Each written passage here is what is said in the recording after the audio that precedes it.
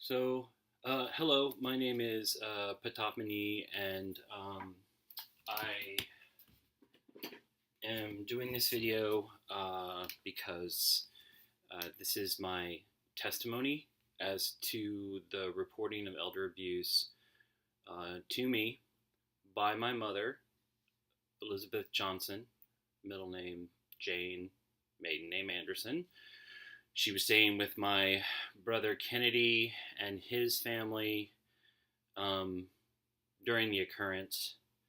Kennedy, his name John Kennedy Johnson, um, everyone calls him Kennedy, resides at 1114 Southeast 7th in Lee's Summit, Missouri, and that's 64043. And this is the residence where an ambulance was called. My mother called for it herself um, during her last stay with my brother. Um, and after that, she reported abuse to me. I have a written testimony. I am providing this video as an addition for testimony that can be used in any court of law. I give permission for this to be used in any court of law as testimony.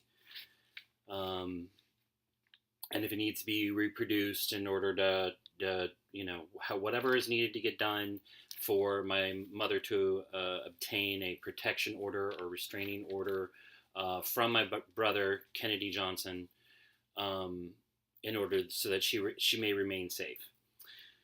So the written testimony I have emailed to my immediate family members. I want to frame, first of all, before I say anything, the nature of my relationship with my mother is quite close. I actually have lived with her when I was a young adult, about 20 years ago, for a few years in Dallas. So we have quite a nice friendship, and she's definitely a confidant, and she is a real, in my experience, straight shooter. She's an overachiever. She has no need to exaggerate. Her mind is very sharp. So the time frame that I'm going to be speaking of for the testimony is for about a week or so leading up to the family reunion in Minnesota at my brother Lee Johnson's house just recently over the 4th of July weekend here in 2016. So I was speaking to my mother on the phone. I heard, because she was very excited about the trip, and family members had communicated that she kind of wasn't sure, a good judge of time, wasn't really sure when she was supposed to go, and was anxious about missing her flight. So I was calling her about every other day just to say hey and giving the countdown. So in the days leading up to the reunion, and I met her at the airport in Minneapolis. I flew out there beforehand. I have three witnesses, two of my aunties, Mary and Malia, and my partner Dean, and we met my mother at the airport and transported her to my brother Lee's house. Now, my mother was not in good shape at that time. She looked very tired. She wanted to tell me something, so I had to be at the counter to get the rental car, and she kept trying to call me over to tell me something that was very urgent. Then she was with Lee for about a day. She started looking a lot better. I had time to chat with her over the course of the next 4 days. And in all my encounters with her during that time, it was one or two things. She's just either very low energy, just kind of struggling, just like, she just doesn't have a lot of energy. So the words coming out are just slow. The other mode was very matter of fact, just very simple, straightforward, as she typically communicates with me. So, little lethargic, and sharp. So that's about it. She was just kind of on two cycles with me. That's all I'm getting. I know people might have a different experience. This isn't about that experience. This is just mine. Okay. This is how she is with me. She's very straightforward. All right. And so I heard from another family member that she was already making accusations during the reunion. It was floating around that she'd already made accusations of abuse by Kennedy. Particularly, I guess it was like, throwing her down and making her crawl. these allegations just weren't followed up on. There wasn't any way to really validate them. Um, and so it just so happened that at the end of the reunion, we had to make different plans for my mother's lodging. So we, as a group, came together to discuss that. Um, hmm. So also during the while that was being discussed, however, my mother had, on a side conversation to me, had made it very clear, I do not like staying with Kennedy and Angie. They fight all the time. It's loud. I don't like it. And so she never, at that time, during the reunion, she was just like, I don't want to stay there. I don't want to stay with them. She was very clear about that. Then we had a meeting, and unfortunately, that was sort of like seemed like the best option when she got back. So I know she was dreading going. She was telling me she didn't like staying there. Then next thing we know, like right around the time Kennedy wants to, uh, he sends out a text to the family like he wants to have power of attorney over her finances or something, when actually he's responsible for driving her into bankruptcy. I mean, it was just some crazy thing like that. Um, he'd already extorted money from her, forced her into bankruptcy. So he's sending us this text that's just sort of absolutely insane. Like, why would we give you power of attorney over her money? You forced her into bankruptcy. Just stop with your nonsense. You're not fooling anybody. So nobody responded to him. Next thing we know, my mom's in, ER. It's hard to get information from anybody. So I call my mom up after she's safe at my sister's. She's had some time to recover.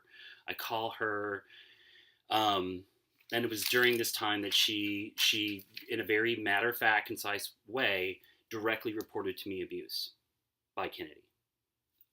Specifically, shoving, like pushing his body up against her, grabbing her, and throwing her down. She was very specific about that. The throwing down, I think, was also repeated in the first account that she had before she had returned. Again, all my communications with her are very straightforward. And when she says something like this, I reframe it back to her. I'm like, so, okay, Mom, are you telling me that Kennedy assaulted you? Yes. I mean, it's very matter of fact. Okay. There's not a lot of, she says it, I repeat it back. Am I understanding you correctly? This is what I'm hearing. It's a slow conversation. It's thorough. I have fact checked things that she's told me. I have. I believe her, and I fact checked her. Okay, so I have also sought legal advice, and know that there's an abuse with the elder abuse hotline in Missouri, and then there was a subsequent report that had to go to Child Protective Services. Those are on file now. So, in terms of legal advice, I spoke with Mother. She, as in our conversation most recently, let's see, and I should give today's date because I need a timestamp on this. Today is the 23rd of July, 2016. So in the last week, a series of conversations with my mother, where I've said to her, well, it seems that based on what I can determine, a restraining order is probably your best option. Because you're telling me you don't want Kennedy anywhere near you or around you. You're telling me that he's abused you. Yes. She was sad about the restraining order. She was concerned about Kennedy's well-being. She said it's best. It was, yes, sad, and yeah, that's the best thing that we can do right now. So that's what she said to me. That is my testimony, and I stand by her account to me, and I'm reporting it here. Mom knows what a restraining order is. She worked in law enforcement. She worked in a law office for a long time. She knows court proceedings. She knows legal filings. If I say what something is, she knows what these things are. All right. The other thing to look at is the accounting on the other side. Kennedy wants to give an account of his side of the story. Well, Kennedy, you have zero credibility for any accounting. You have violently assaulted everyone in our family, including me. I've witnessed it all. You've attacked our grandmother Ethel. You have beaten mercilessly your son Chase. And there was some kind of, I don't, like, while he was in high school, I think you were mandated to anger management because of this. Maybe a guidance counselor got involved. You were sick. You have no credibility right now. If mom says you're beating her, you know what? I have a long history with this woman, and she doesn't embellish or tell lies or exaggerate. She's honest. So my history with you is one of abuse and violence. So right now, I would rather not risk my mother's life on your zero credibility. End of game. Restraining order on. This is my testimony. Please keep my mom safe. My brother is very sick. He is medically ill. His teeth are rotting in his mouth. He's obese. He can barely breathe. He needs therapy. He's sick in his head. He needs care. But he cannot be around my mother. He cannot. She can't do this right now, and she cannot defend herself from him. He has to go. Hopefully, he will choose a recovery path back to the family. Everyone's going to have to determine their role in that, if they play one at all, because it's not up to the traumatized to take care of you, Kennedy. You need to do the work. Mom and dad did the work on themselves. You need to do the work. That's my testimony. I love my family. I wish everyone very well during this time. Sending you my love. Bye-bye.